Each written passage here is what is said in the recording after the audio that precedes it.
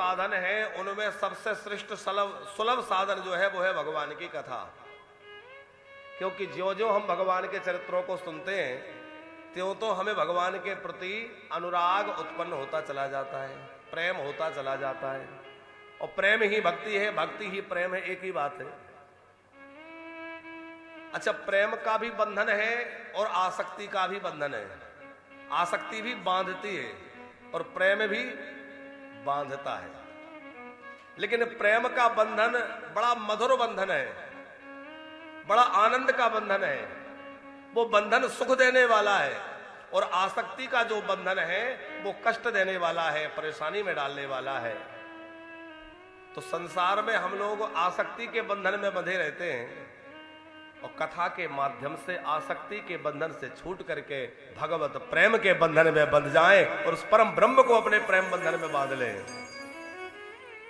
उस परमात्मा को अपने प्रेम रज्जू में, प्रेम बंधन में बांध लें। उसके लिए कथा सुनी जाती है।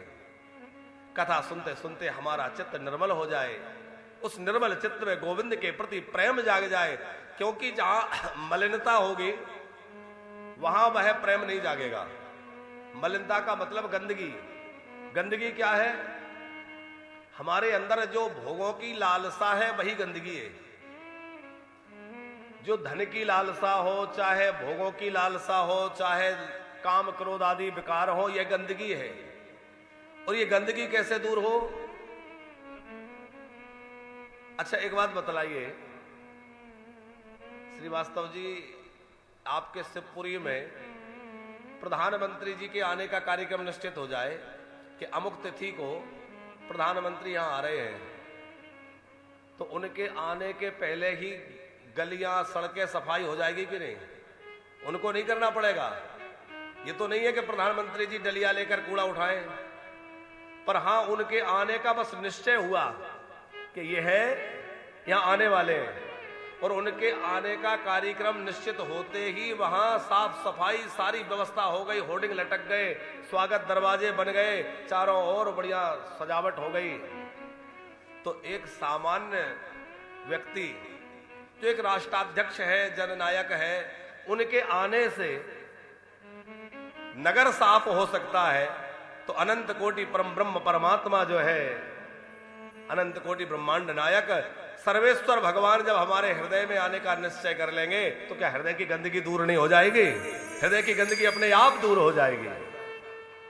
भगवान के आने का निश्चय करते ही कि मुझे इस जीव के ऊपर कृपा करना है, मुझे इसके हृदय में जाना है, तो गंदगी सारी अपने आप हट जाएगी। कल हमने सुना कि भागवत के श्रवण की इच्छा होते ही भगवान हृदय में आ जाते हैं। अब भगवान हृदय में आएंगे तो गंदगी तो रहेगी नहीं, सारी गंदगी निकल जाएगी। और गंदगी निकलेगी तो भगवान विराजमान हो जाएंगे। और जितनी समस्या जीवन में हो रही है, जो उठापटक चल रही है, उसका कारण यह दुर्विकार ही है। अब जब दुर्विकारों के ऊपर पूर्ण नियंत्रण भगवान का हो जाएगा, हम तो अपने नियंत्रण में इनको नहीं ले पा रहे, अपनी इंद्रियां, अपना मन, लेकिन सर्वेश्वर भगवान जब आकर के यहां विराजेंगे तो वो अपने नियंत्रण में ले लेंगे, तो राष्ट्रपति शासन लागू हो जाएगा, फिर परेशानी नहीं है, पर वो अपने आप संभाल लेंगे। तो बस हमें प्रयत्न ये करना है कि कथा सुनने के बाद हम अपने हृदय में ठाकुर जी को कैसे बिठा सकते हैं। हम वृंदावन आए हैं तो बिहारी जी को हृदय में बिठा कर ले जाएं, हमारे हृदय में भक्ति प्रकट हो जाए, और भक्ति जहां प्रकट होगी ठाकुर जी पधारेंगे ही। तो ठाकुर जी की कृपा हो जाए, इसी भाव से हम लोग भागवत का श्रवण करेंगे। देव ऋषि नारद जी ने प्रश्न किया कि गुरुदेव, कल आपने कहा, कल हम लोगों ने सुना कि भक्ति महारानी ज्ञान वैराग्य स्वस्थ हो गए, तो नारद जी ने पूछा कि क्या कोई पतितात्मा, कोई पापी व्यक्ति, वो भी भागवत के सुनने से मुक्त हो सकता है? के विशुद्ध्यंति बदंति मह्यम, कैसे कैसे पापियों का उद्धार भागवत से हो सकता है? सनकादिक बोले कैसे कैसे की बात छोड़िए, कोई कैसा भी पापी हो, जब प्रचंड अग्नि लगती है तो फिर ये नहीं देखती वो कि ये लकड़ी सूखी है कि गीली है कि पतली है कि मोटी है, जैसी भी लकड़ी सामने आ जाए सब जल जाती है कि नहीं? जब भीषण अग्नि लगती है तो जैसे भीषण अग्नि में सब प्रकार की लकड़ियां सहज जल जाती हैं, आद्रम शुष्कम लघु स्थूलम वामनः कर्म भी कृतम श्रवणम विद्हित पापम पावका समिधो। आगे धुंधकारी ने कहा है कि जैसे पावक में सारी समिधाएं जल जाती हैं, उसी प्रकार श्रीमद् भागवत से सारे पाप जल करके भस्म हो जाते हैं। इसके सामने कोई पाप टिक ही नहीं सकता। अब एक प्रश्न खड़ा ये हो सकता है, आप लोग कहेंगे हम तो इतनी भागवत सुनते हैं, तो क्या हम निष्पाप हो गए?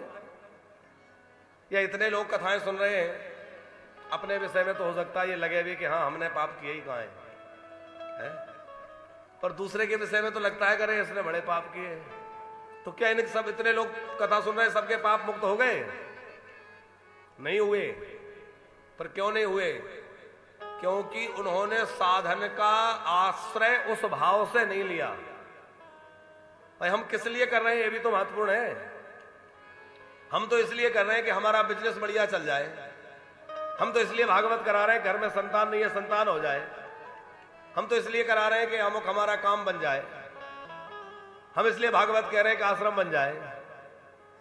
तो हम भागवत इसलिए कहें कि आश्रम बन जाए, तो आश्रम तो बन जाएगा, लेकिन जो प्राप्त करना था वो, क्योंकि जो भावना थी वो पूरी हो गई। लेकिन जब कोई श्रोता वक्ता ये भाव लेकर करता है कि मुझे राधा रमण की प्राप्ति हो जाए, गोविंद की प्राप्ति हो जाए, तो मेरा अंतःकरण निर्मल बन जाए, मेरे पाप ताप नष्ट हो जाए, तो निश्चित पाप नष्ट हो जाते हैं। फिर हमें भरोसा हो तो निश्चित पाप नष्ट होते ही हैं। भरोसे के साथ कथा सुने, विश्वास पूर्वक कथा सुने और भगवत प्रेम के लिए कथा सुने, तो कथा निश्चित ही चमत्कारिक लाभ प्रदान जीवन में करती है। जो लोग पान खाते हैं तो वो अपने पान में कत्था डालते हैं, उससे मुंह लाल हो जाता है। तो जैसे पान में कत्था डालने से मुंह लाल हो जाता है, वैसे ही जीवन में कथा डालने से जीवन लालो लाल हो जाता है।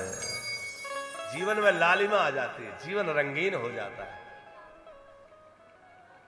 लाला ये थोड़ा सा और इधर कर दो, जरा हवा नहीं आ रही। ये हमारे कूलर को ऐसा कर देते बस दिखता रहे रखा है। थोड़ा थोड़ा बस। अच्छा, भगवान की भी ऐसी लीला है कि अभी हमारे श्रीवास्तव जी जब से आए तब से ही बिजली ज्यादा परेशान कर रही है। और वृंदावन में इतना बिजली का संकट कभी नहीं रहा, और पता नहीं कहां क्या समस्या है। तो हम सोचते थे कि किसी तरह से परेशानी ना हो। आज कुछ और कूलर बुलवाए, वो आ रहे हैं। कब तक आ रहे हैं भैया? वो आने वाले हैं, पर वो बिजली इतना परेशान कर रही है और रात में भी देर रात तक सो नहीं पाते। वो हम भी अभी बद्री नारायण से लौटे तो बद्री नारायण में तो ठीक रहे, पर लौटने के बाद थोड़ा सा मौसम का बदलाव, वहां ठंडा यहाँ गर्म, तो कुछ वो हुआ तो कल से बुखार सर्दी जुकाम ये सब हो गया। तो उसकी वजह से थोड़ी सी विलंब भी हुआ और थोड़ी परेशानी भी बोलने में हो रही है। पर आप जैसे प्रेमियों के बीच में बैठकर बोलने में, भले ही शरीर में चाहे जितनी व्याधि रहे, हमें खूब आनंद आएगा, क्योंकि आप लोग बड़े प्रेम से सुन रहे हैं। और उससे भी बढ़िया बात है, हमारे यजमान जी बड़े पूरे मनोयोग से आयोजन को कर रहे हैं। तो हम लोग भी अपना पूरा श्रम लगा करके और पूरे यत्न के साथ कथा को खूब भव्य बनाएंगे। हमें लगता है ड्रेस कोड भी श्रीवास्तव जी ने जारी किया है, ये बहुत अच्छा है, सुंदर लग रहा है। श्री सनकादिक भगवान कह रहे हैं नारद जी से, हे देवऋषि, भागवत के श्रवण से कोई कैसा भी पाप हो वो जल करके समाप्त हो जाता है। कि ये मानवा पाप कृतस्तु सर्वदा सदा दुराचार रता विमार्गगा क्रोधाग्नि दग्धा कुटिलाश्च कामिना सप्ताह यज्ञेन कलौ पुनन्ति ते। सप्ताह यज्ञेन कलौ पुनन्ति ते। जो व्यक्ति सदा सर्वदा पाप में ही लगा है, सब हमेशा अधर्म के रास्ते पर चल रहा है, क्रोध से जल रहा है, कुटिल है, कामी है, वह भी सप्ताह यज्ञ से पवित्र होकर के भगवान का प्यारा बन जाता है। जो 5 प्रकार के महापाप हैं, उन 5 महापापों को करने वाला भी भागवत से शुद्ध हो जाता है। कोई प्रमाण, कोई कथा, क्योंकि जब तक कोई उदाहरण ना हो तो बात सिद्ध नहीं होती। तो उदाहरण दिया है धुंधकारी का। बोले एक बड़े ही भगवत भक्त, वो अच्छे विद्वान ब्राह्मण थे, उनका नाम था आत्मदेव। तुंगभद्रा नदी के तट पर आप रहते थे और विद्वान थे, तो संध्या वगैरह सब अपना नित्य नियम करते थे। पत्नी घर में जो थी वो थोड़ी विपरीत स्वभाव की थी, झगड़ालू थी, क्रोधी थी, पर पंडित जी इतने सीधे साधे कि उससे भी अपना निर्वाह कर रहे थे। घर में संतान नहीं थी, संपत्ति खूब थी, पर संतान नहीं थी। तो संतान के लिए इन्होंने कई प्रयोग करे। संतान गोपाल का जप कराना, हरिवंश पुराण का पाठ करना, अनेक धर्मानुष्ठानों के बाद भी जब संतान की प्राप्ति नहीं हुई तो एक दिन मन में सोचने लगे कि ऐसा जीवन ही किस काम का। गृहस्थ तो तभी सफल है जब उसमें संतान हो। तो मन में निराशा भर गई और इतने अधिक हताश हो गए। पत्नी तो झगड़ालू थी ही, घर छोड़ के निकल गए। सोचा जंगल में जाके प्राण त्याग दूंगा। अब मरने का निश्चय करके जंगल में निकल गए। एकांत में बैठ के रो रहे थे, शरीर छोड़ दूंगा। लेकिन किया गया सत्कर्म व्यर्थ नहीं जाता। श्रीवास्तव जी, जो हमने सत्कर्म किया है वो उस समय भले ही उसका लाभ ना दिखे, लेकिन उसका फल नष्ट तो नहीं हो सकता। समय आने पे उसका फल अवश्य प्राप्त होता है। जैसे कोई व्यक्ति टॉर्च लेके चल रहा है, अब लाइट जल रही है तो उसको टॉर्च की उपयोगिता नहीं लग रही, वो सोचेगा अरे बेकार लटकाए घूम रहे, क्या फायदा। लेकिन जब बिजली जाएगी, अंधेरा होगा, तो सब लोग भटकते रह जाएंगे, पर जिसके हाथ में टॉर्च है उजाला करके रास्ता देख लेगा। उसी तरह संसार की चकाचौंध में सब लोग चल रहे हैं, ठीक है, लेकिन जिसके पास अध्यात्म की रोशनी है, आध्यात्मिक जिसके पास ऊर्जा है, वह संकट की परिस्थिति में जब चारों ओर अंधेरा गहरा जाए, उस समय भी उस सत्कर्म की प्रकाश में निकल करके रास्ते पर लग जाएगा, मंजिल को प्राप्त कर लेगा। किया हुआ सत्कर्म व्यर्थ नहीं जाता। अब वो आत्मदेव जी ने खूब सत्कर्म किए थे, तो उन सत्कर्मों के प्रभाव से ही उनके सामने एक सन्यासी जी आ गए। सन्यासी जी क्यों मिल गए? बोले ये भगवत कृपा ही है, अथवा उनके कर्मों का फल के उनके सामने संत आ गए। पुण्य पुंज बिन मिलही ना संता। संत ने आकर समझाया, क्यों रो रहे हो? बोले संतान नहीं है। तो बोले इसमें कौन बड़ी बात है? बोले देखो मैं इतना अभागा हूं कि घर में जो पेड़ लगाता हूं उसमें भी फल नहीं लगते, घर में जो गाय लाता हूं वो भी बछड़ा नहीं देती, तुलसी लगाता हूं वो भी सूख जाती है, और मैं तो सोचता हूं मैं ऐसा हो तो मैं क्या कर लूंगा, अभी क्या मर जाता हूं। बहुत दुखी हो गए। सन्यासी जी ने समझाया, ब्राह्मण देवता आपका नाम आत्मदेव है, आप आत्मचिंतन करिए, आप आत्महत्या करने जा रहे हैं। मुंचा ज्ञानम प्रजारूपम वलिष्ठा कर्मणो गति विवेकम तो समासाद्य त्यज संसार वासना। अरे ब्राह्मण देवता, कर्म की गति बड़ी गहन है। असल में हम लोगों के सामने जो आ रहा है वो एक जन्म का नहीं है, कई जन्मों का प्रारब्ध संचित हमारे पीछे लगा है। हम लोग अपने पूर्व जन्म की बातों को जानते नहीं है, इसलिए कई बार ये लगता है कि हम तो अच्छा कार्य कर रहे हैं, अच्छे रास्ते पे चल रहे हैं, फिर हमारे साथ ऐसा क्यों हुआ। पर उसके पहले का हमारा क्या प्रारब्ध है वो हमें पता नहीं है। लेकिन जो लोग कहते हैं ना कि अरे हम तो अच्छा कर रहे हैं फिर भी हमें गलत फल मिल रहा है, हमारे साथ बुरा हो रहा है, तो वो ये बिल्कुल भी भ्रांति में ना रहें कि हमें अकारण जो है कष्ट मिल रहा है। जो कुछ भी हमारे साथ अच्छा या बुरा हो रहा है वह सब हमारे कृत कर्मों का ही फल है। राई घटे न तिल बढ़े, न राई भर कम होगा और न तिल भर अधिक होगा। हाँ ये है कि पहले जो किया था वो आज मिल रहा है, पर आज यदि अच्छी रास्ते पे चलने लगे, आज हम अच्छा करेंगे तो हमारा आगे का भविष्य सुधर जाएगा, हमारा आगे का जीवन सुखमय हो जाएगा। हो सकता है कोई भूल किसी जन्म में हुई हो, क्योंकि अपराध बड़े सूक्ष्म भी होते हैं, कई बार मन से भी अपराध हो जाते हैं जो हमें पता ही नहीं चलता, हम सोचते हमने कुछ किया ही नहीं। और श्रीवास्तव जी जीवन में जब दुख आते हैं ना, तो कोई कहता है राहु का दोष है, कोई कहता है पितृ का दोष है, कोई कहता है शनि का दोष है, पर अपना दोष नहीं दिखता कि मेरा क्या दोष है। ग्रहों के दोष पितृदोष सब होता है, हम उसके निषेध नहीं कर रहे हैं, पर व्यक्ति के कर्मों का भी तो दोष है, उसको अपने कर्मों का दोष नहीं दिखता। अरे भैया हम अच्छे कर्म करें, सन्मार्ग पर चले, और सदमार्ग पर चलेंगे तो अपने आप सारी व्यवस्था ठीक हो जाएगी, धीरे धीरे हमारा प्रारब्ध भी बदल जाएगा। सन्यासी जी ने बहुत अच्छा समझाया, ये तुम्हारे कर्मों का ही फल है, और मैं तो तुम्हारे भाग्य की लकीरें देख रहा हूं कि 7 जन्मों तक तुम्हें संतान योग नहीं है, इसलिए बेकार के हट मत करो, भजन करो, भगवान की प्राप्ति करो। ये बोले कि ऐसे गृहस्थ में रह के क्या करना जिसमें संतान का सुख ना हो, क्योंकि मेरे मरने के बाद कौन तो मेरे को श्राद्ध करेगा, कौन मुझे जल देगा, कौन तर्पण करेगा। अपुत्रो गतिर नास्ति, बिना पुत्र वाले व्यक्ति की गति तो होती नहीं। ये बात वाक्य शास्त्र प्रमाण है कि अपुत्रो गतिर नास्ति, जिसके पुत्र नहीं है उसकी गति नहीं होती। लेकिन शास्त्र के अधूरे वाक्य को सुनकर के प्रमाण नहीं माना जा सकता। कई बार यह होता है कि लोग अधूरे वाक्य को पढ़ लेते हैं और फिर कहते हैं ऐसा लिखा है, ऐसा नहीं है, उसको पूरा समझने की आवश्यकता है। पुत्र होने से सदगति हुआ करती तो प्रायः सभी के संतान होती है तो सबकी सदगति हो जाती। और सगर महाराज को तो 60,000 बेटे थे, वो तो निश्चित मुक्त हो जाते, पर नहीं हुए। किसने सुख दिया?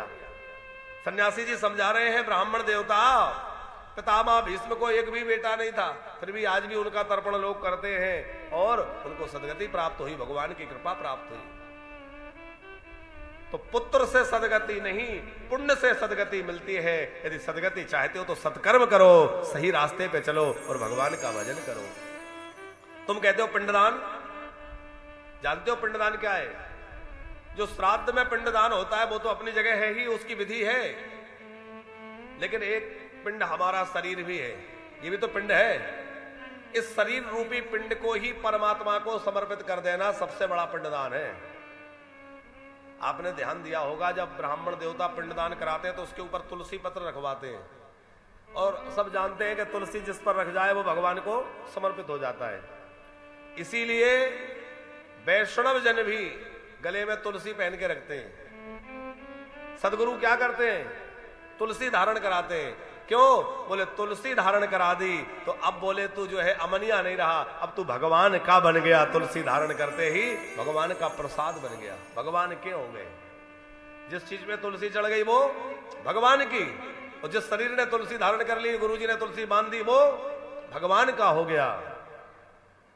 तो अपने आप को ही भगवान के चरणों में समर्पित करके और भगवत भजन में लगे रहना, यही मनुष्य जीवन की सार्थकता है। लेकिन सन्यासी जी की बात पर भी ब्राह्मण नहीं माने, हट करने लगे, मुझे तो संतान चाहिए, आप कुछ करिए। महात्मा को लगा कि ऐसे नहीं मानेगा। अपनी झोली से एक फल निकाल के दिया कि पत्नी को खिलाना, संतान हो जाएगी। वो बड़ा प्रसन्न होके आया, अपनी पत्नी धुंधली से कहा ये फल खा लेना, एक महात्मा जी ने दिया है, बड़े सिद्ध महापुरुष थे, और इससे तुम्हें संतान हो जाएगी, तुम मां बन जाओगी। अब वो मन ही मन बड़े कुतर्क करने लगी, अरे संतान को जन्म देने में तो बड़ी पीड़ा होती है, और मैं गर्भिणी हो जाऊंगी, उसका भार कष्ट मुझे सब सहना पड़ेगा। कुतर्क करने वाली बुद्धि उसकी। अपनी बहन से पूछा, क्यों तेरे बहनों ये फल लेके आए, क्या करें? अब बहन ने और इसको बहका दिया, अरे कहीं फल खाने से संतान होती है? तो जीजा जी तो पगला गए। अच्छा वो ऐसा क्यों कह रही है? क्योंकि वो नहीं चाहती थी कि इसके घर में संतान हो।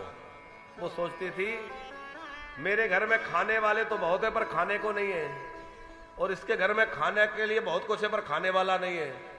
तो यदि इसको ना हो तो बढ़िया है कि इसका सब मुझे मिल जाएगा।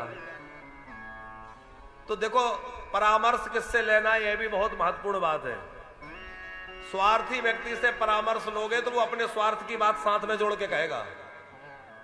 इसलिए कभी भी परामर्श लेना हो, सलाह लेनी हो, तो किसी परमार्थी से लेना चाहिए, या जो हमारा वास्तव में हितैषी हो उससे लेना चाहिए। हम अपनी बातें किन लोगों में साझा करते हैं, यह भी बड़ा महत्वपूर्ण है। कैकई ने मंत्रा को कह रखा था कि देखो मुझे 2 वरदान देने का राजा ने कह रखा है।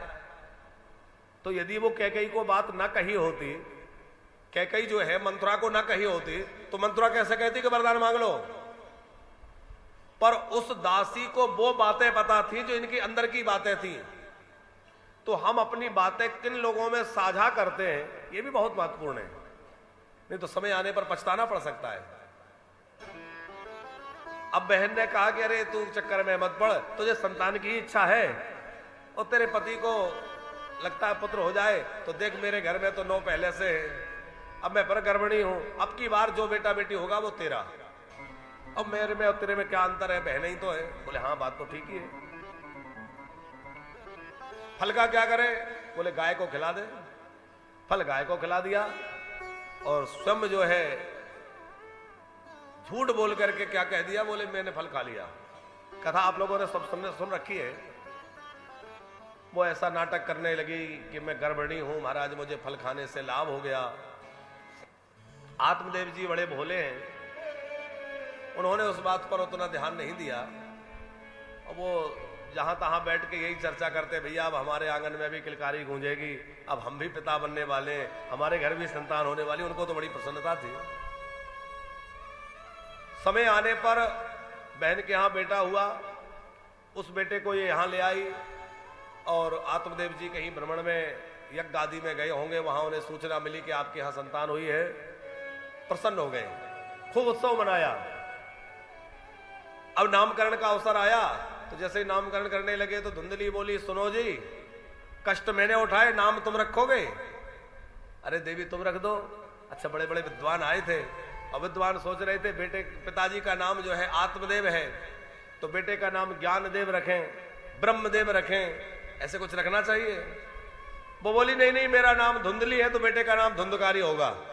बोले ठीक है, रख लो। नामकरण में ध्यान रखना चाहिए कि नाम कैसा रखा जाए। तो नामकरण में ऐसी विधि है श्रीवास्तव जी कि 3 पीढ़ियों का स्मरण कराने वाला नाम हो तो बहुत अच्छा होता है। जैसे उनका नाम आत्मदेव, तो उस आत्म शब्द से ही आत्मदेव था, तो ज्ञानदेव, ब्रह्मदेव, ऐसा कुछ नाम होता। तो हमारे यहां शास्त्रीय विधि जो नामकरण की है उसमें यह रहा है कि 3 पीढ़ियों का स्मरण कराने वाला नाम होना चाहिए और दूर दूर तक उस नाम का कोई शत्रु ना हो, ऐसा नाम बच्चे का रखना चाहिए। भगवान के नाम से जुड़ा हो ऐसा नाम रखना चाहिए, जिसका कोई सात्विक अर्थ निकलता हो ऐसा नाम रखना चाहिए। और विधि पूर्वक शास्त्र चिंतन के बाद ही गुरुमुख के द्वारा नामकरण होना चाहिए। अपने मन मर्जी से नामकरण नहीं करना चाहिए। धुंधकारी नाम रख लिया, कोई बात नहीं, ठीक है। धीरे धीरे समय बीता, 3 महीने लगभग बीत गए और श्री व्यास जी महाराज लिख रहे हैं, त्रिमासे निर्गते चाथ सधेनो सुशुभेर्वकम सर्वांग सुंदरम दिव्यम निर्मलम कनक प्रभम। जिस गाय को फल खिलाया था उसने भी सुंदर बालक को जन्म दिया। गाय के द्वारा बछड़ा नहीं हुआ, सुंदर मनुष्य जैसा बालक हुआ। बस उसके कान गाय जैसे थे इसलिए उनका नाम गोकर्ण पड़ा। और बड़े तेजस्वी बालक, उस बालक की कांति देख करके आत्मदेव जी बड़े प्रसन्न हुए। सोचने लगे देखो कहा तो एक बेटा नहीं था, अब 2 बेटा हो गए। गाय ने भी बेटे को जन्म दे दिया। बहुत प्रसन्न रहने लगे। लेकिन वो प्रसन्नता अधिक समय तक नहीं टिकी, क्योंकि बालक जैसे थोड़ा सा बड़ा हुआ तो उसके आचरण जो थे वो विपरीत थे। पिताजी पढ़ाते हैं तो कोई ध्यान नहीं देता, ना संध्या करता, ना गायत्री करता, ना स्नान ध्यान का नियम रखता। ना जब तब का नियम रखता, जो मन मर्जी खा लिया, जब मर्जी सो गए, जब मर्जी उठ गए, जो मर्जी करने लग गए। ये आचरण किसके हैं? ये धुंधकारी के हैं। इसलिए आप लोग भी ध्यान रखना, यदि कोई ऐसे काम करता हो समझ लेना, पर हम धुंधकारी की श्रेणी के हैं। जब मर्जी सोने लग गए, जब मर्जी उठ गए, जब मर्जी खाने लग गए। ये तो पशुओं की प्रवृत्ति है कि नहीं? भाई मनुष्य में और पशु में यही तो अंतर है। मनुष्य के सोने का जागने का समय निश्चित है। अच्छा, आपने कभी किसी पशु पक्षी को देर तक सोते देखा है? पक्षी कितनी जल्दी जाग जाते हैं, सवेरे उठ के चहचहाट होने लग जाती है, और रात्रि में शाम होते होते पक्षी अपने घोंसलों में पहुंच जाते हैं। और अब तो दुनिया जितनी तेजी से प्रगति कर रही है, उतना ही निशाचरी वृत्ति बढ़ती जा रही है। निशाचरी माने निशा माने रात्रि, चर माने विचरण करना, तो रात्रि में विचरण करना। हम लोग रात्रि में तो विचरण करने वाले हो गए। रात में 1-2 बजे तक तो ऐसा ही नहीं लगता कि रात्रि हो गई है। आजकल तो और बड़ी कृपा भई है मोबाइल की, स्क्रॉल करते करते कब 2 बज जाए पता ही ना चले। और बड़ा विचित्र बात है, अच्छे अच्छे संभ्रांत घरों की, सुसभ्य और संस्कारी घरों की बहू बेटियां जो है वो थोड़े से लायक पाने के चक्कर में, थोड़ा सा जो है वो उसके दिखावे के चक्कर में ऊट पटांग वीडियो बना बना के डालने में लगे। अब आश्चर्य होता है, समाज जा कहां रहा है? हम लोग क्या दिखाना चाहते, क्या करना चाहते? अरे भैया, फूहड़ता की भी हद होती है।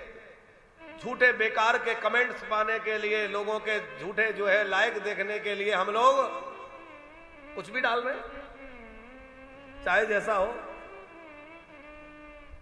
ऐसा ना हो, क्योंकि इससे हमारा जीवन तो दूषित हो ही रहा है, हमारे आने वाली पीढ़ी बहुत ज्यादा दूषित हो जाएगी। उन पर क्या प्रभाव पड़ेगा? इसलिए हमें बहुत सावधान रहने की आवश्यकता है। धुंधकारी जो है वह शास्त्र के अनुसार जीवन नहीं जीता, और जो व्यक्ति शास्त्र अनुसार जीवन नहीं जीता वो धुंधकारी की श्रेणी का है, और जो व्यक्ति शास्त्र के हिसाब से जीवन जिए वो गोकर्ण जी की श्रेणी का है। अब आप अपने आप अंदाजा लगा लेना कि हम किस दिशा में हैं, क्योंकि कथा एक दर्पण है, वो हमें दर्पण दिखा रही है कि हम कहां हैं। अपने आप को भी तो देखना है। हम रावण के ज्यादा नजदीक हैं कि राम के ज्यादा नजदीक हैं? हमारा आचरण रावण से मिलता है कि राम से मेल खाता है? हम कैसे हैं? कहीं हम वो काम तो नहीं कर रहे जो राक्षसों के? क्या हमारे द्वारा कोई ऐसा काम तो नहीं हो रहा जो शास्त्र विरुद्ध है? आत्मचिंतन व्यक्ति को निश्चित करना चाहिए, लेकिन आज हम लोगों के पास इतना समय ही नहीं है कि हम अपना आत्मचिंतन करें। स्नान सोच क्रियाहीनो दुर्भक्षी क्रोधवर्धिता दुष्परिग्रह करता चा सब हस्ते न भोजनम। वह न स्नान आदि का ध्यान रखता, न भोजन की पवित्रता है, आहार की पवित्रता नहीं है, बेकार के संग्रह में लगा रहता है और अशुद्ध भोजन आदि भी ग्रहण कर लेता है। सब हस्तेन भोजनम। उसके आचरण को देखकर आत्मदेव जी बड़े दुखी रहने लगे कि देखो एक बेटा जैसे तैसे हुआ और वो भी ये उल्टे सीधे काम करने वाला। आप बतलाइए कि संतान होने का सुख कितने दिन मिला? भाई संतान नहीं थी तब दुखी थे, अब संतान हो गई, थोड़े दिन तो आनंद रहा, संतान हो गई, संतान बेटा हो गया, लेकिन थोड़े दिन में ही वो सारा सुख कहां गायब हो गया पता नहीं। अब तो और ज्यादा परेशानी। मेरे पवित्र घर में जहां यज्ञशाला बनी हुई है, मैं संध्योपासना करता हूं, वहां ये जाकर के अभक्ष भक्षण कर लेता है, अपे पी के घर में आ जाता है, मदिरा पान करने लगा, कुसंग में रहने लगा। आत्मदेव जी बहुत दुखी होकर जब उसको डांटते हैं तो वो आत्मदेव जी को ही फटकारने लग गया, उनसे झगड़ा करने लग गया।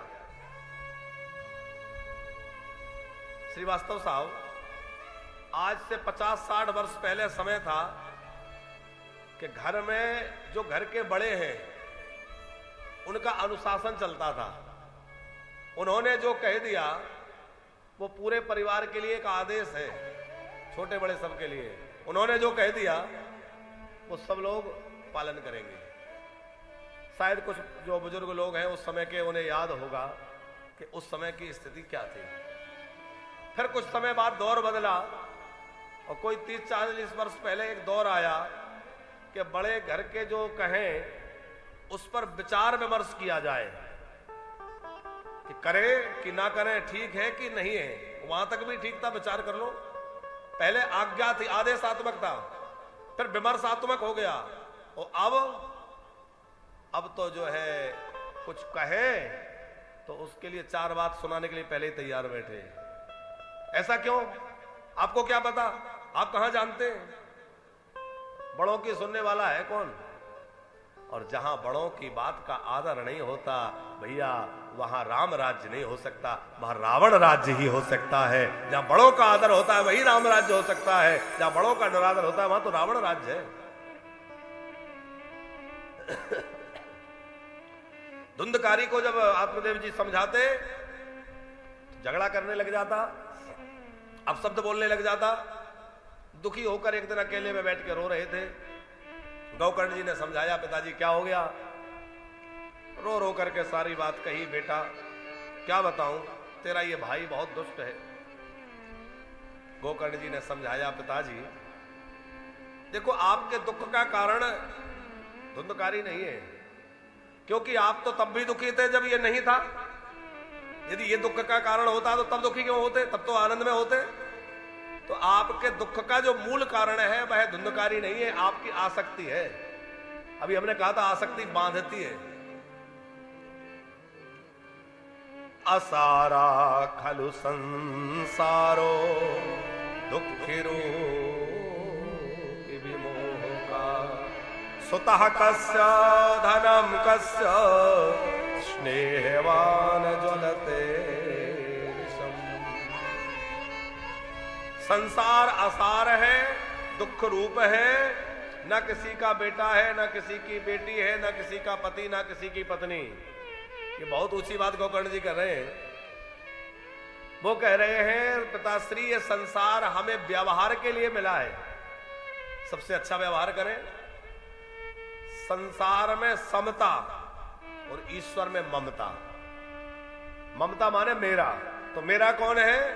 बोले मेरा वो है, मेरे तो गिरधर गोपाल, दूसरो न कोई,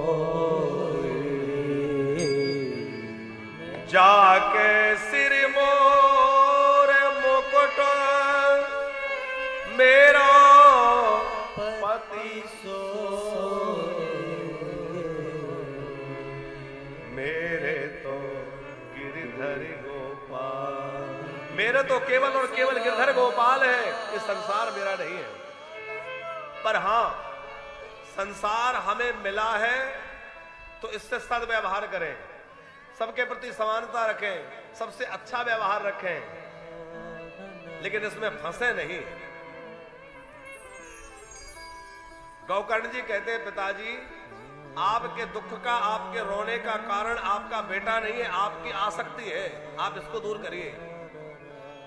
क्योंकि अच्छा एक बात विचार करिएगा कि जो बातें सन्यासी जी ने समझाई थी और जो गोकर्ण जी समझा रहे हैं, इन दोनों बातों में काफी कुछ समानता है। तो यदि सन्यासी जी की बातें मान ली होती तो घर में धुंधकारी की समस्या ही नहीं आती। तभी मान जाते, भजन में लग जाते, घर में धुंधकारी होता ही नहीं। पर कहावत है कि लातों के भूत बातों से नहीं मानते। सन्यासी जी ने इसलिए फल दिया कि तुम्हें लगता है कि बेटा बेटी हो जाएगा तो मैं सुखी हो जाऊंगा, ऐसा नहीं है। हम लोगों को लगता है मकान बन जाएगा तो सुखी हो जाएंगे, गाड़ी आ जाएगी तो सुखी हो जाएंगे, ये आ जाएगा तो सुखी हो जाएंगे। पर आप विचार करिए कि वो सुख, वो आनंद कितने दिनों तक रहता है? मकान नहीं था, मन में लगी थी मकान बन जाए, मकान बन जाए, और बन गया तो वो खुशी कितने दिन तक रही? महीने, 2-4 महीने। उसके बाद वो खुशी कहां गायब हो गई पता नहीं। नई समस्याएं मन में लग गई, ये हो जाता, ये हो जाता, ये हो जाता। तो कुछ होने या नहीं होने से सुख दुख का कोई लेना देना नहीं है। सुख दुख का सारा कनेक्शन मन से है। इसलिए मन को जो है संसार की प्राप्ति में ना लगा करके भगवान की प्राप्ति में लगाएं कि भैया भगवान मिल जाएंगे तब मैं सुखी होऊंगा। सच्चा सुख तो वही है। जैसे जहाज पर बैठा हुआ पक्षी, समुद्र में जहाज चल रहा है, चारों ओर समुद्र ही समुद्र। अब उस जहाज पे बैठा हुआ पक्षी चाहे जितनी उड़ान भर ले, पर लौट के उसको आना पड़ेगा जहाज पर ही, और कोई आश्रय नहीं है, कोई बैठने का स्थान नहीं है। जहां जाएगा वहीं से लौटना पड़ेगा, कुछ आश्रय नहीं है। उसी प्रकार इस मन के लिए और कोई ठौर नहीं है, चाहे जितना भाग ले, लेकिन लौट करके एक दिन इसको आना पड़ेगा भगवान की शरण में।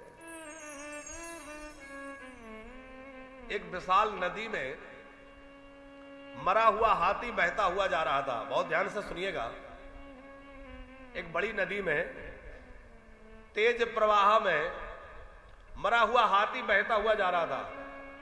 एक कौए ने देखा, वो जाकर के उसके ऊपर बैठ गया। वो सोचने लगा कि कितना बढ़िया इंतजाम हो गया कि खाने के लिए पर्याप्त भोजन, पीने के लिए नदी का शीतल जल, और चारों ओर बड़ी सुंदर हरियाली, जो नदी के दोनों तटों पर बढ़िया हरियाली, ठंडी हवा। उसको लगा कि जीवन का सारा सुख मिल गया। जब मर्जी हो भोजन के लिए तो उसी हाथी को नोच करके उसको खा ले, पानी पीना नदी में पी ले, और बढ़िया सुंदर हवा, आनंद।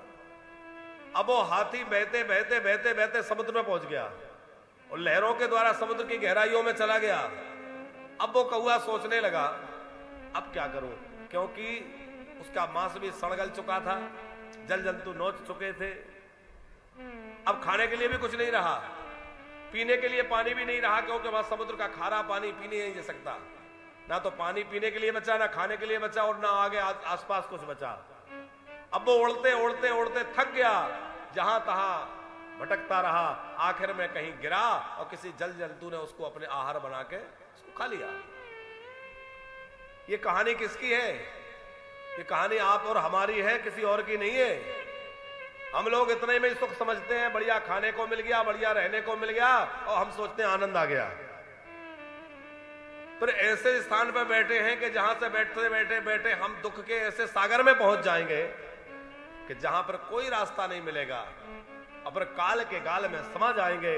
इसलिए भैया, जब तक जीवन में चेत है, शरीर में सामर्थ्य है, समय है, तो समय रहते चेत जाइए, और समय रहते जाग करके राम सुमरण में लग जाइए, भगवान के नाम जप में लग जाइए। नहीं तो बहुत बड़े दुख के सागर में जाके गिरना पड़ेगा। गौकर्ण जी समझा रहे हैं, पिताश्री, सुख तो बड़े बड़े राजा महाराजाओं को भी नहीं है, वो भी परेशान है। अच्छा, आप विचार करो कि जो बड़े धनवान लोग हैं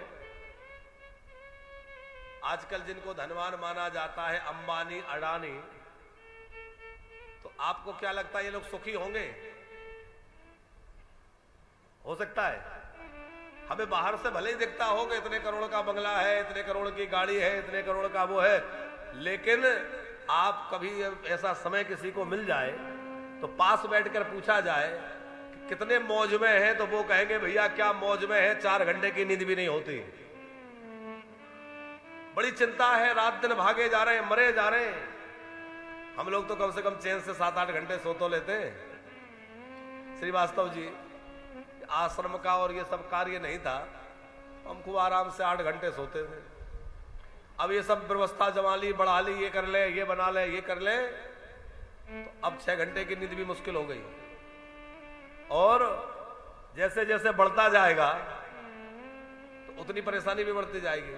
हम तो ये सोच के चलो आनंद में रहते हैं कि चलो नींद गई, आराम गया, चैन गया, तो अपने सुख के लिए नहीं गया, बल्कि परमार्थ के लिए गया। चलो दीन दुखियों के लिए, लोगों को ब्रजवास देने के लिए गया। कम से कम लोगों के कल्याण में तो हमारा वो समय लग रहा है, परमार्थ में तो लग रहा है। पर कहना हम ये चाहते हैं कि कोई कितना धनवान हो जाए, कोई कितनी संपत्ति जुटा ले, क्या वह सुखी हो जाता है? बल्कि धनवानों की हालत तो यह है, डॉक्टर ने कह दिया है नमक डाला भोजन मत करना, शक्कर मत खाना। क्या करे? बोले फीका भोजन, वो भी पतले पतले, 2 फुल्का 1 फुल्का। ज्यादा खाया तो डायबिटीज बढ़ जाएगी, कहीं ये बढ़ जाएगा, कहीं वो बढ़ जाएगा, 50 तरह की बीमारियां है कि नहीं? ये हालत बड़े घरों में। चलते तो बड़े बड़े विमानों से हैं, पर वो उपभोग कुछ नहीं कर सकते, खा नहीं सकते, उपभोग नहीं कर सकते, दुखी हैं, इसलिए श्री गोकर्ण जी कह रहे हैं, पिताश्री न चेन्द्र से सुखम किंचन न सुखम चक्रवर्तिना सुखमस्ति विरक्तश्च मुनिरेकांत जीवना। तो सुखी कौन है? बोले मुनिरेकांत जीवना, जो एकांतवासी है, जिसने एक में ही अपने सारी भावनाओं का, वृत्तियों का अंत कर दिया है। एकांत का मतलब क्या है? एक में सबका अंत कर देना। एक कौन? वह परम ब्रह्म। अपने सारी वृत्तियों का एक में ही अंत कर देना, वह एकांत है। एकांत का मतलब अकेले रहने मात्र से नहीं है, क्योंकि अकेला रहकर भी लोग विषय वासनाओं के चिंता नहीं करते। देहे स्तिमान से रुधिरे विमतिम तजत्वम जाया सुतादिषु सदा ममतां विमुञ्च पश्यानिशं जगदिदं क्षणभांग निष्ठा वैराग्य राग रसिको भवभक्ति निष्ठा वैराग्य राग भवभक्ति निष्ठा। इसको गोकर्ण गीता कहते हैं। इतना अद्भुत उपदेश गोकर्ण जी ने दिया है कि यदि ये 2 श्लोक समझ में आ जाए तो पूरी भागवत समझ लो, आपने समझ ली। गोकर्ण जी कह रहे हैं, पिताजी ये शरीर क्या है? हम सोचते हैं मैं ये शरीर हूं, ये मैं हूं, लेकिन ये शरीर नहीं था तब भी हम थे, और शरीर नहीं रहेगा तब भी हम रहेंगे। ये तो कुछ समय के लिए मिला है। अस्थि मांस रुधिर आदि का पिंड है, और जिस शरीर पर हम इतना गुमान करते हैं वो शरीर कैसा है? बोले एक दिन ढंग से नींद ना हो तो सवेरे चेहरा लटक जाता है। सवेरे बनाया हुआ भोजन शाम को खराब हो जाता है। तो ऐसे भोजन से पोषित और पुष्ट हुआ ये शरीर कितने दिन टिकेगा? हमारे चाहे जितने प्रयत्न करने पर भी ये बूढ़ा हो जाता है, रोगी हो जाता है और मरना पड़ता है। इसलिए क्या करें? बोले इस शरीर की प्राप्ति हुई है तो इस शरीर का जो है सदुपयोग करें, भगवान के भजन में लगाएं, साधुओं की सेवा में लगाएं, सत्संग में लगाएं, परोपकार में लगाएं, परमार्थ में लगाएं। ये शरीर भोगों के लिए नहीं मिला। अच्छा विचार करिए, भोजन हम लोग करते हैं तो जानवर भी तो करते हैं। हम लोग नींद लेते हैं तो जानवर भी सोते हैं कि नहीं? हम लोगों के संतान होती है तो जानवरों में भी होती है। तो आहार, निद्रा, भय, मैथुन ये जो है मनुष्य में और पशुओं में सब में एक समान है। लेकिन यदि मनुष्य में कोई विशेषता है तो वह धर्म की विशेषता है। मनुष्य जो है धर्म के रास्ते पर चल करके भगवान की प्राप्ति कर सकता है, गोविंद की प्राप्ति कर सकता है। धर्मम भज स्वसतता चलो धर्मा सेवस्व साधु पुरुषा जहि काम तृष्णा अन्यस्य दोष गुण चिंतनमा सुमुक्त्वा सेवा तथा समहो नित्या पिबत्वम्। निरंतर धर्म का आश्रय लेकर के, लोक धर्मों का त्याग करके भगवत धर्म में निष्ठित होकर के, देखो एक है भगवत धर्म, एक है भागवत धर्म, एक है लोक धर्म और परम धर्म। अलग अलग चर्चा आई है कि नहीं? अब इसकी व्याख्या करेंगे तो कथा बहुत पीछे तो वैसे ही चल रही है, ये प्रसंग कल हो जाना था, पर चलो थोड़ा सा समझा देते हैं। लोक धर्म क्या है?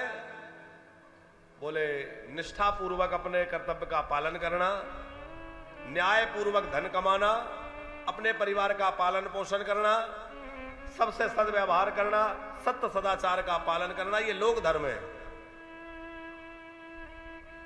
भगवत धर्म क्या है?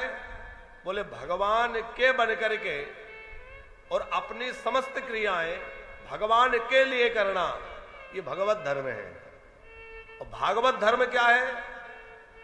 बोले भागवत धर्म है कि जो भगवान के बन चुके हैं उन महापुरुषों के चरणों की सेवा करना, महापुरुषों के चरणों का आश्रय ले लेना और सर्वतो भावेन भगवत भक्तों की सेवा में लग जाना, ये भागवत धर्म है। और परम धर्म क्या है? बोले सब संसार से, सब विषयों से, सब जगह से मन हटा करके केवल भगवान के चरणों में मन लगा लेना। जैसा भगवान ने गीता जी में कहा है, सर्व धर्मानु प्रत्यज्य, सब धर्मों को छोड़ के मेरी शरण में आ जा। तो सब धर्मों का मतलब उस समय और कोई धर्म तो थे ही नहीं। बाकी जो धर्म आज कहला रहे हैं, ये सब मतांतर तो अभी हुए हैं, पहले तो कोई था ही नहीं। तो भगवान कह रहे हैं ये लोग धर्मों को, इन सबको छोड़ करके मेरी शरण में आ जा। भगवान की शरण ग्रहण कर लेना वह है परम धर्म है। साधु पुरुषों का संग करें और जितना जल्दी हो सके दूसरे के दोष और गुणों का चिंतन करना बंद कर दें। किसी के दोषों को देखेंगे तो उससे द्वेष होगा, अरे ये तो बड़ा बुरा व्यक्ति है। किसी के गुणों को देखेंगे तो हमारा मन उधर खिंचेगा, कितना बढ़िया गाता है, कितना बढ़िया व्यक्ति है। तो दोष देखेंगे तो द्वेष होगा और गुण देखेंगे तो राग होगा, और राग और द्वेष दोनों बंधक मूलक है। इसलिए भैया यदि देखना है तो गोविंद के गुणों को देखो, मेरे ठाकुर जी में कितने गुण हैं, वो मेरे परमात्मा कितने दयालु है, हम उनके गुणों का चिंतन करें, संसार के किसी के गुणों का चिंतन न करें। सेवा कथा रसमहो नितराम पिबत्व। श्री गौकर्ण जी कहते हैं, पिताजी सेवा कथा, कथा सुनो और सेवा करो। किसकी सेवा करो? बोले प्राणी मात्र की सेवा, जीव मात्र की सेवा, क्योंकि ये शरीर मिला है, जितना हो सके परमार्थ करो, जितना हो सके इससे दूसरों का भला करो। क्योंकि कल हमने कहा था अपने लिए जीना पशु बुद्धि है और संसार के लिए जीना, दूसरों के लिए जीना, यही मनुष्यता कहलाती है? सेवा कथा रसमहो नितराम पिबत्व। बड़ी सुंदर चर्चा गौकर्ण जी कर रहे हैं। पिताश्री अपने मन को सब जगह से हटा करके और उस मोर पंख वाले के चरणों में लगा लो। वृंदावन आए हैं तो अपने मन को उस काली कबली वाले के, बंसी वाले के, मोर पंख वाले के चरणों में लगा लो। और उस अच्छा एक बात और, आप लोग वृंदावन आए हैं तो ये मत सोचो कि हम आए हैं, बल्कि ये समझो कि उसी ने हमें बंसी बजा के बुलाया है, उसी के बुलाए आए हैं। तो जरा प्रेम से उसको याद करते हुए बोले मोर पंख वाले जय हो।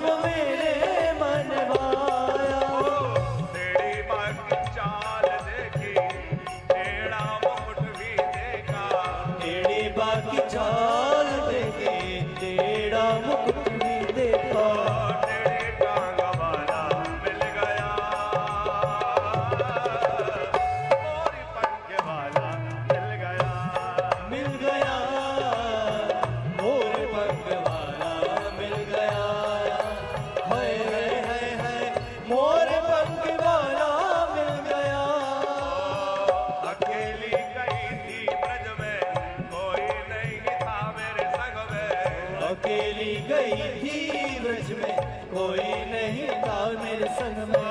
मोरे पंख वाला मिल गया, मोरे पंख वाला मिल गया, मिल गया मोरे पंख वाला मिल गया।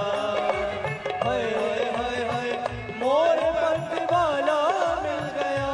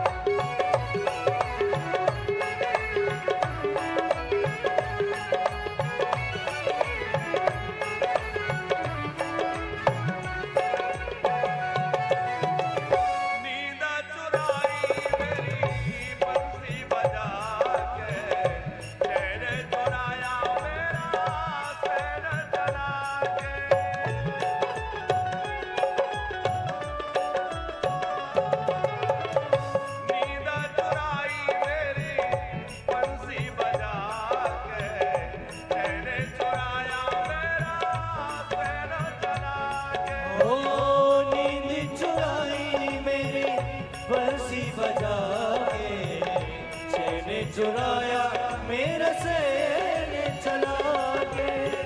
लगी आस मेरे मन में, गई थी मैं वृंदावन में। लगी आस मेरे मन में, गई थी मैं वृंदावन में। मोरे पंख वाला मिल गया, मोरे पंख वाला मिल गया, मिल गया मोरे पंख वाला मिल गया। हाय हाय हाय हाय मोरे पंख वाला मिल गया।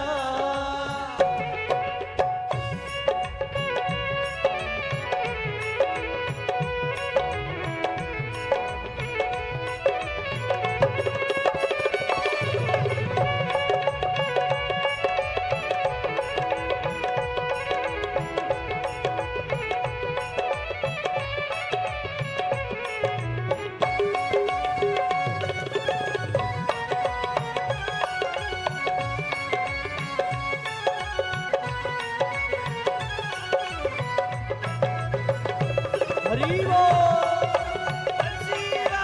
जय हो।